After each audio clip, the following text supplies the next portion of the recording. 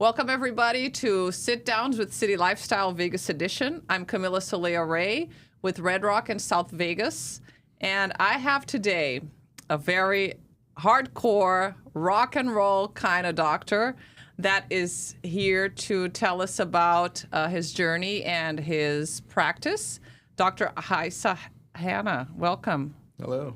Thank you so much for being here today. No, thank you for the invitation. This is fantastic. Yeah, and I came especially rock and roll for you because your journey and your life has been amazing. There's a lot of music involved, road trips, and you finally got tired of it all and, before going into people care. So tell us about a little bit about your journey. Oh, God. It's hard to, where do you begin, right? Life is almost continuous, but since you bring up the rock and roll business, well, graduated high school at about 15. And, I wasn't really interested in school at the time, and that's why I graduated, kind of But you graduated so early at 15. Yeah. Wow. It was a requirement that my mom put in place. Okay. And I spent the next 7 years, and I'm not going to mention any names, but working with several prominent artists, recording artists, and got to travel a little bit and do some things, and How amazing. Yeah, it was a little wild. Well, a little wild. Yeah. I see that wildness in you till today, Eissa. Well, it's part of the personality, maybe. Yeah. And how did you transition then from that music background and road trips to settling down and, establishing Precise Sight, coming to Vegas because you're not from here? Yeah. Oh, God, you've got like that few decades between that, right? Yeah. But to answer the first part, the transition, it wasn't too difficult. I knew I wanted to do something bigger with my life, that was fun and entertainment. And music is still a part of my life.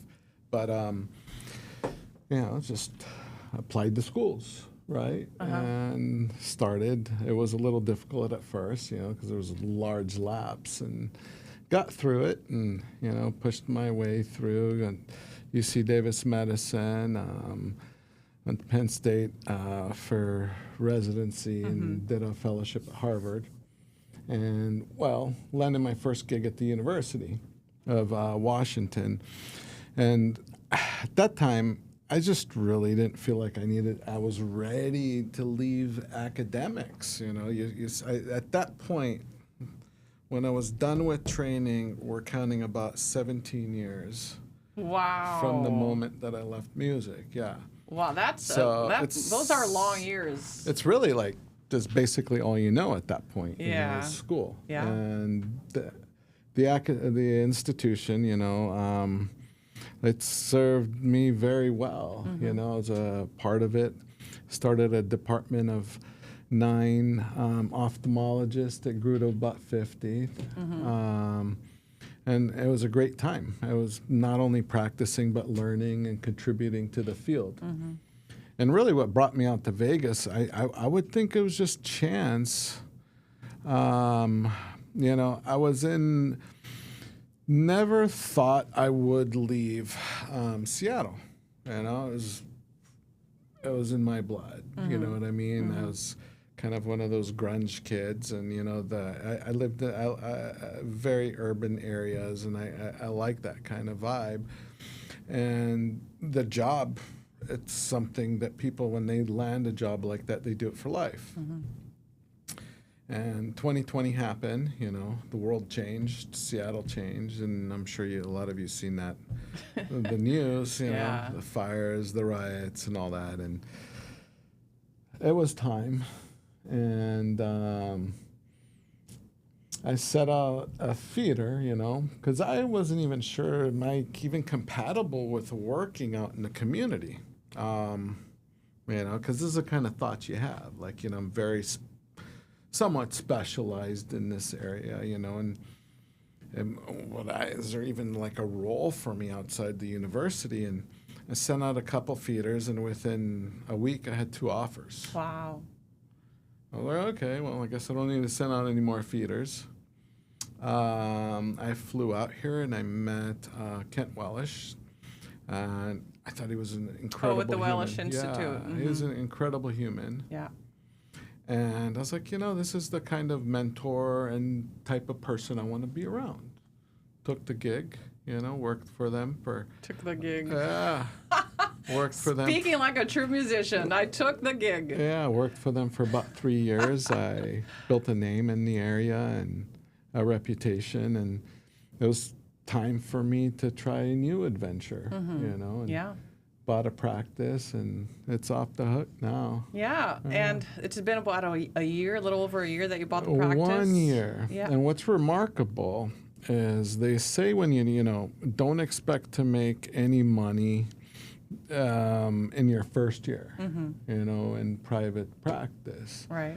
It's just from day one, it's been a growth. That's amazing. Yeah. And I'm just going to brag a little, right? You've been advertising with Red Rock. No. It's because of the magazine. It's not because of the magazine just, right? But you took a chance, right? We are about community. We're supportive. We help brands build themselves and become a part of the community. No, and that's really what it was. It was like, I honestly, I think any success that I can attribute is just because of my will and desire to invest in the community, and the people that we serve. And and you do that really well. Even your practice has changed so much from the moment you established it, right? I remember you had this incredible boutique of high-end frames, and now there was a little bit of fashion involved, and dark imagery. It was dark. There was a lot of musical components in the lobby before. I remember, like the walls were dark for sure.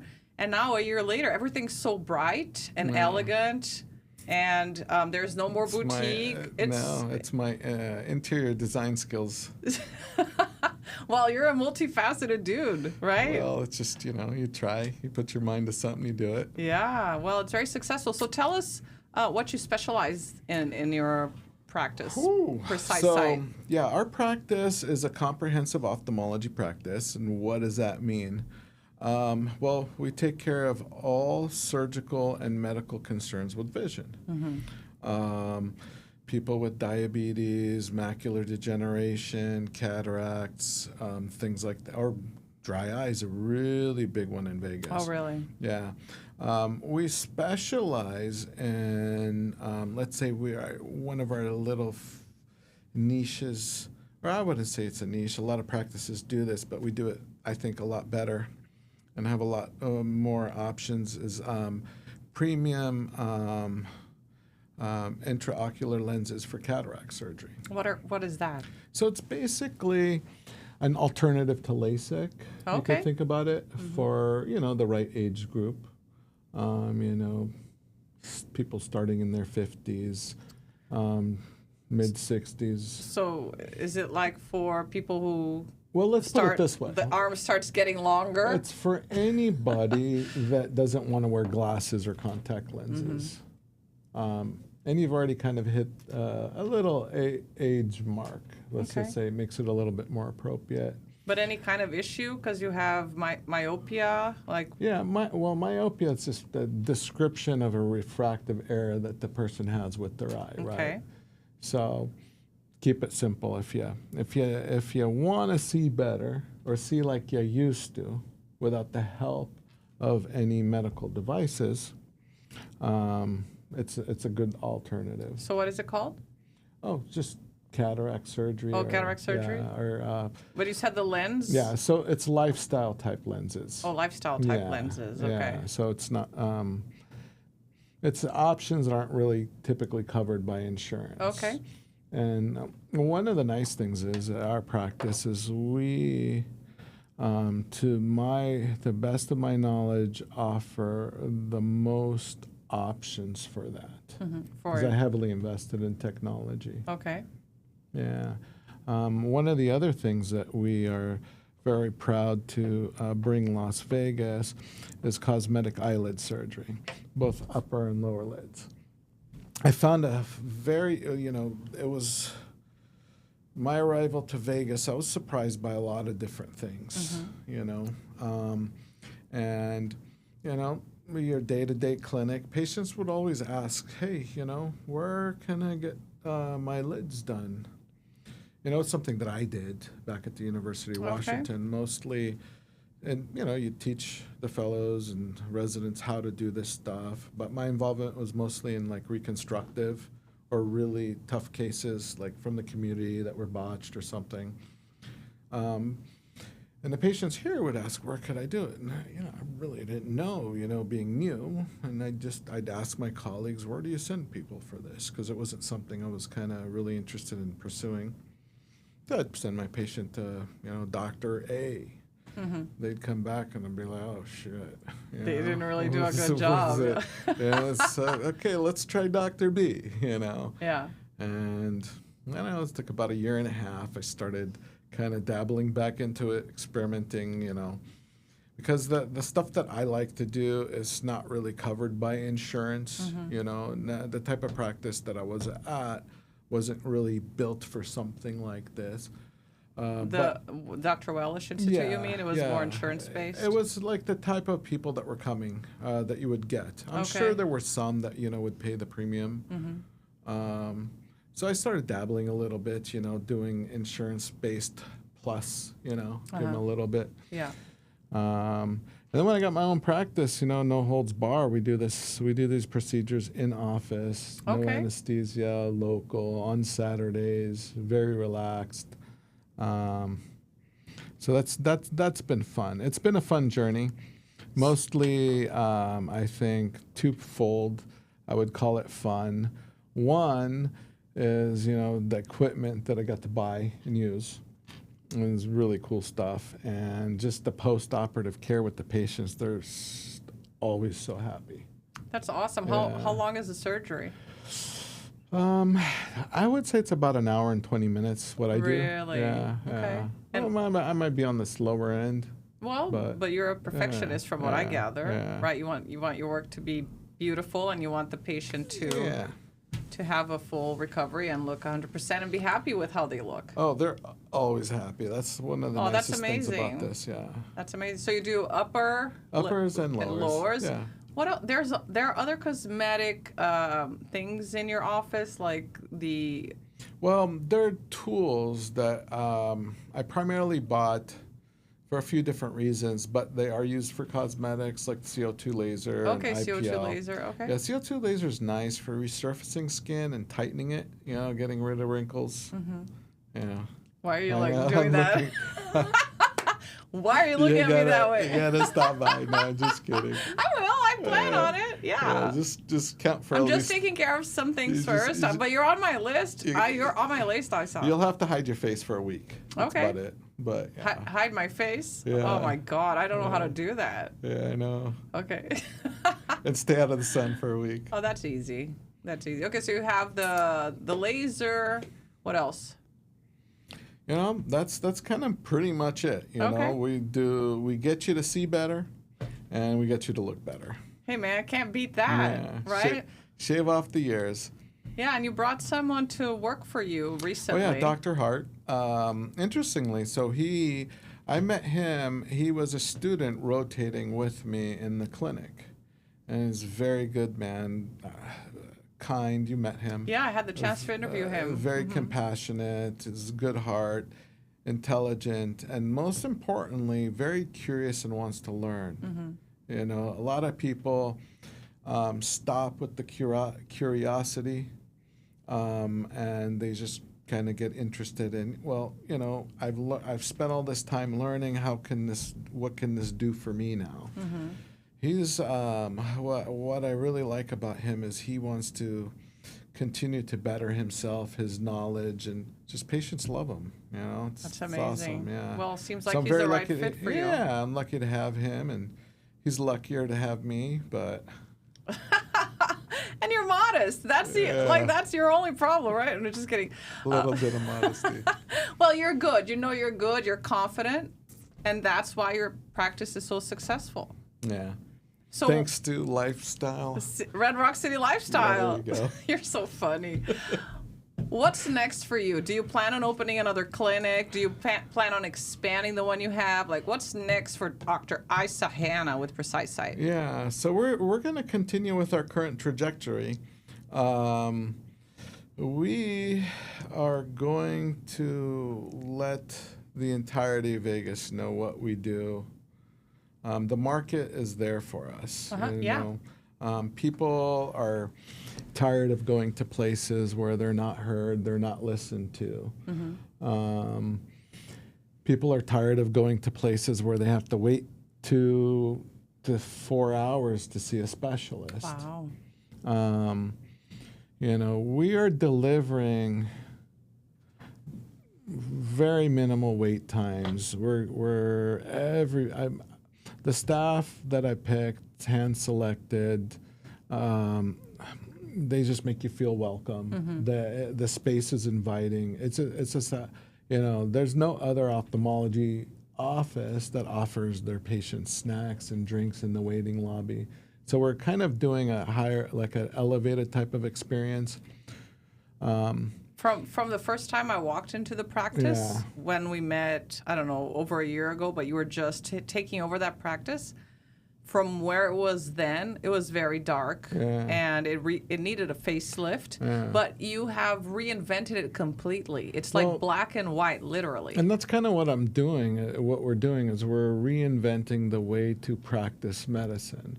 It feels like a VIP type concierge clinic, and that's what I want to give people.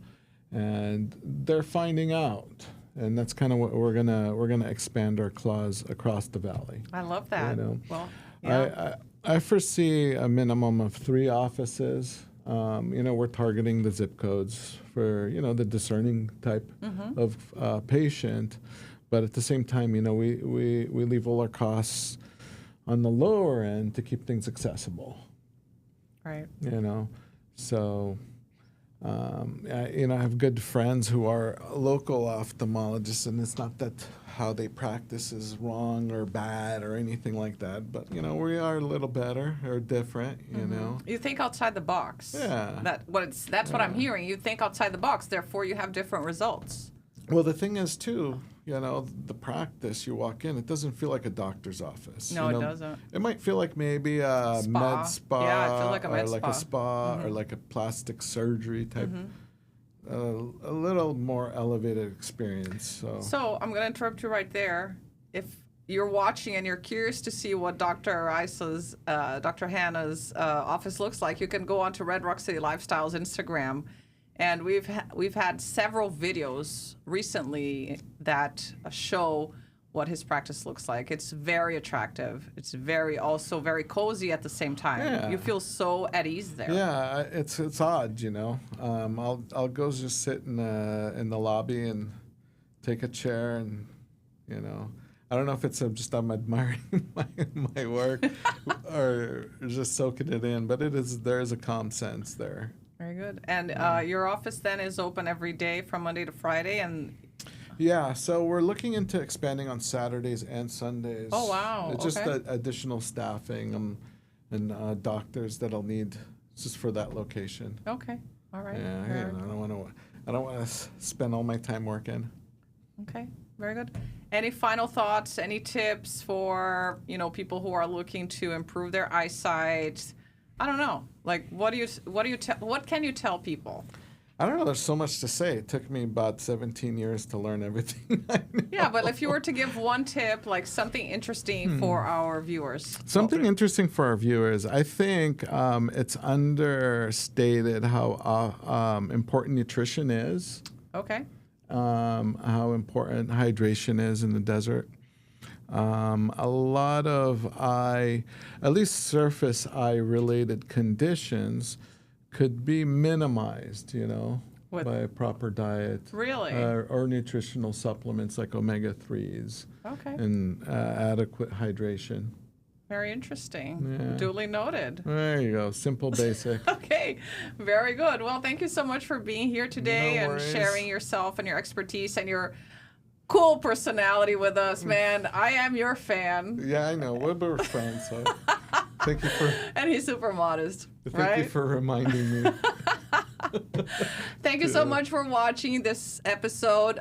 Please like, share, and subscribe. And remember, we only bring you the best in class here in town, so stay tuned for our next episode. See you later.